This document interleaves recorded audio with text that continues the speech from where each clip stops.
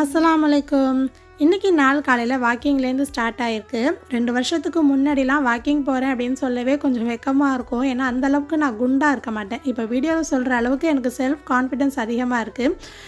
நீலாம் எதுக்குமா வாக்கிங் போகிற அப்படின்னு இப்போ கூட என்னை பார்த்து கேட்டிருக்காங்க. வாக்கிங்க்கும் வெயிட்டுக்கும் எந்த சம்மந்தமும் கிடையாது. இந்த இடத்துல நான் வாக்கிங் கூட ஒரு உதாரணத்துக்கு தான் சொல்கிறேன். இதை தாண்டி பார்த்தீங்கன்னா, படிக்கலையா, படிச்சுட்டு சும்மா இருக்கியா, வேலைக்கு போகலையா, ஏன் வேலைக்கு போகிறீங்க, கல்யாணம் எப்போ, குழந்தை எப்போ, ஒரு குழந்தை பிறந்துட்டா இன்னொரு குழந்தை எப்போ, இந்த மாதிரி ஏதோ ஒரு கேள்வி நம்ம போகிற பாதையில் பின்னாடி வந்துக்கிட்டே தான் இருக்கும். அது எல்லாத்துக்கும் நின்று நம்ம பதில் சொல்லிக்கிட்டே இருந்தோம் அப்படின்னா பாதி நாள் லைஃப்பில் நம்மளாவே இருக்க முடியாது. தாழ்வு மனப்பான்மை தானாக உள்ளுக்குள்ளே வந்துடும். நம்மளே அடுத்தவங்களுக்கு அக்கறையில் சொன்னாலும் வழிகாட்டியாக இருக்கணுமே தவிர வழியில் குறுக்க நிற்கக்கூடாது. போகிற பாதை சரியாக இருந்து யாரையும் ஹர்ட் பண்ணல அப்படின்னா போய் தான் பார்க்கலாமே. இதே மாதிரி உங்களோட ஏதாவது ஒரு ஆசையை அடுத்தவங்களுக்காக செய்யாமல் விட்டுருக்கீங்களா அப்படின்னு கமெண்ட்டில் சொல்லுங்கள். தேங்க்யூ.